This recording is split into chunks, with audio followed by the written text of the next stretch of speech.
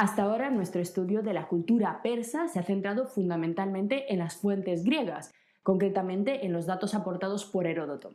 Dentro de poco, en las siguientes sesiones, veremos también el punto de vista de Esquilo y Jenofonte, pero ahora cabe preguntarse por las fuentes propiamente persas. ¿Es que no tenemos ningún dato, ningún vestigio original? En lo que respecta a las fuentes autóctonas, epigráficas y documentales, los restos conservados de la civilización persa son realmente escasos. La investigación científica sobre el terreno actualmente es del todo imposible debido a la inestabilidad política de las regiones en las que se conservan las ruinas más importantes de la cultura persa, que son Irán, Irak y Afganistán.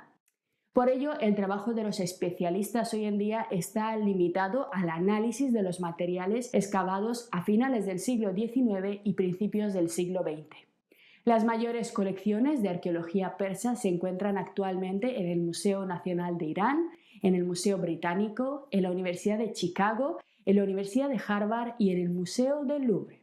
Casi la totalidad del patrimonio cultural de esta antigua civilización se encuentra repartida por el mundo, por lo que es muy difícil, son muy escasas las exposiciones y las ocasiones en las que podemos estudiar en su conjunto su legado. En lo que respecta al siglo V a.C., que es el periodo en el que nosotros estamos interesados, el conjunto más importante de fuentes escritas del periodo aqueménida fue hallado en Persépolis, la capital del rey Darío I, en un conjunto de excavaciones desarrolladas entre 1933 y 1936 por el orientalista alemán Herzfeld. Además del importante legado arquitectónico que este arqueólogo desenterró de las arenas del desierto iraní, aquí podéis ver las hermosas ruinas del Palacio de Darío con sus impresionantes columnas con toros y grifos. Herzfeld encontró también los restos de dos archivos que sumaban en conjunto en total unas 30.000 tablillas de arcilla escritas en elamita, arameo, acadio y griego. Este es otro ejemplo de la apropiación cultural persa, porque todas estas lenguas fueron usadas simultáneamente en su administración y casi todas las inscripciones que encontramos son bilingües o trilingües. Una idea que de solo planteársela le habría dado un infarto a un griego. En fin. A pesar de que su importancia para el conocimiento del mundo persa es completamente invaluable, no tienen sin embargo ninguna referencia sobre su cosmovisión o sobre historia. No nos dice nada sobre cómo veían los persas el mundo o sobre cómo consiguieron su poder. Los expertos hoy en día siguen trabajando sobre ellas porque la gran mayoría no han sido todavía traducidas, así que a lo mejor en el futuro nos llegamos a alguna sorpresa, pero de momento no hay mucha información que a nosotros nos interese por el sentido y la dirección de nuestro curso. No la hay, al menos al estilo de Heródoto, ¿no? Con esos detalles tan jugosos. Son solamente datos administrativos. La segunda fuente propiamente persa de gran importancia está conformada por un conjunto reducido pero enormemente relevante de inscripciones monumentales grabadas en paredes de roca a lo largo de distintos puntos clave de las regiones del imperio. La más importante de ellas es la famosa inscripción de Behistún, cuyo contenido leeremos y analizaremos en las sesiones que vamos a dedicar al rey persa Darío. Destacan también como fuentes importantes los textos grabados en las paredes de las montañas en las que fueron excavadas las tumbas de Darío I, Jerjes, Artajerjes y Darío II al noroeste de Persépolis. Se trata de tumbas, como podéis ver, construidas al más puro estilo de los hipogeos egipcios, con una decoración exterior que además nos recuerda muchísimo al arte griego. Y una vez más se hace presente el mestizaje cultural persa.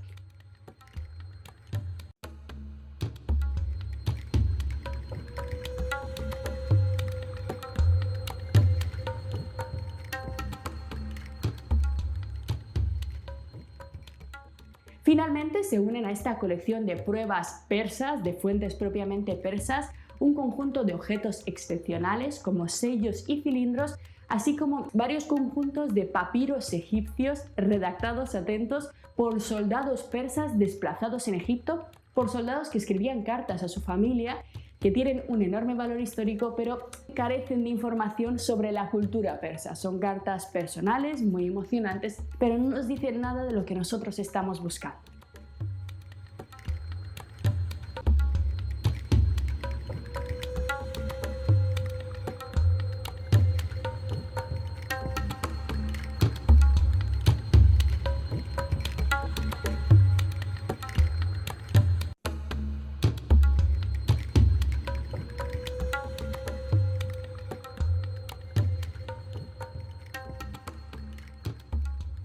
pues siendo estas las principales fuentes para el conocimiento científico contemporáneo de la cultura persa, ¿qué sabemos con certeza acerca de este gran imperio?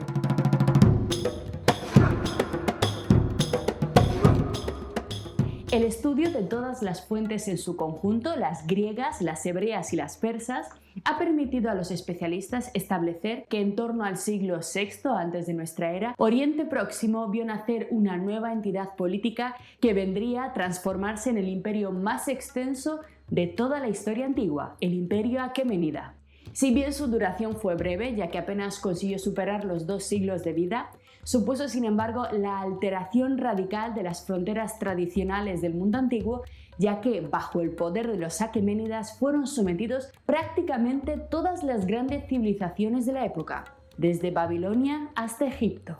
Las raíces étnicas de los persas, sus orígenes primarios, no son todavía bastante desconocidos, pero todos los estudios vienen a indicar que podrían descender originariamente de un conjunto de pueblos nómadas de lengua irania que emigraron desde Asia Central hasta el Golfo Pérsico para asentarse al sur de la cordillera de los montes Zagros, en la actual región de Fars.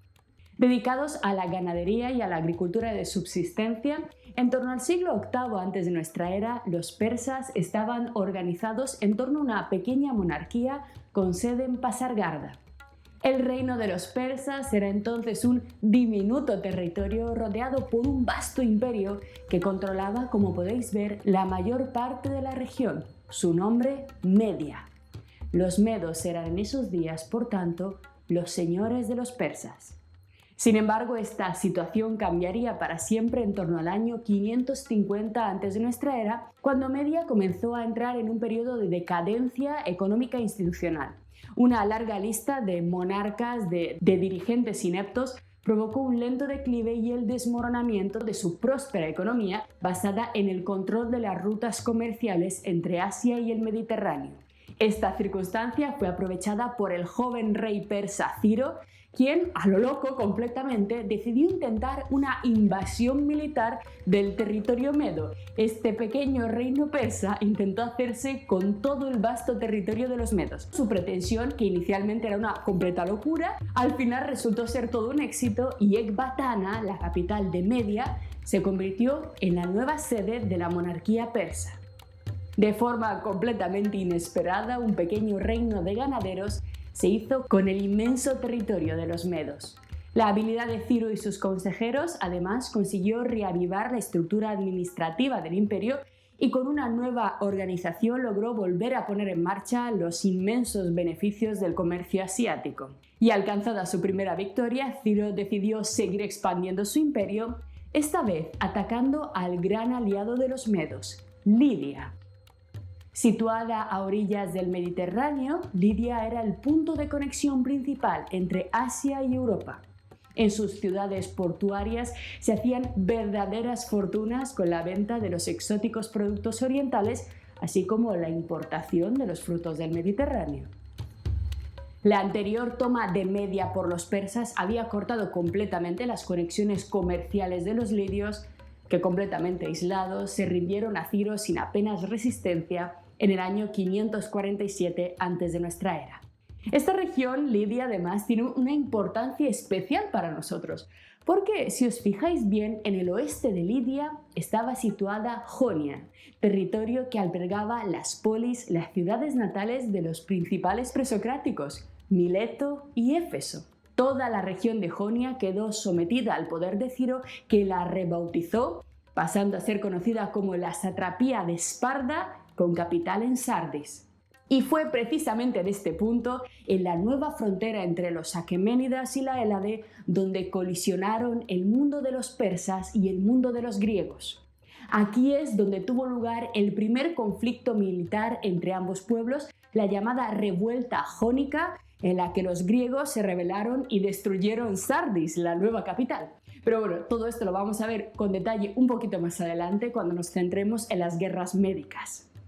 Porque el éxito de estas dos grandísimas campañas, el sometimiento de Media y la caída de Lidia, llevó la fama de Ciro a todos los rincones del mundo conocido, forjándole una imagen de conquistador invicto por la que adquirió el sobrenombre del Grande.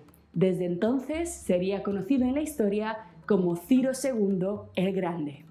Una fama en absoluto inmerecida, ya que en el año 539 a.C., el ejército persa, continuando con su sed de conquistas y de expansión, se abalanzó sobre Babilonia, haciéndose con el control de una de las civilizaciones más antiguas y más emblemáticas de la época.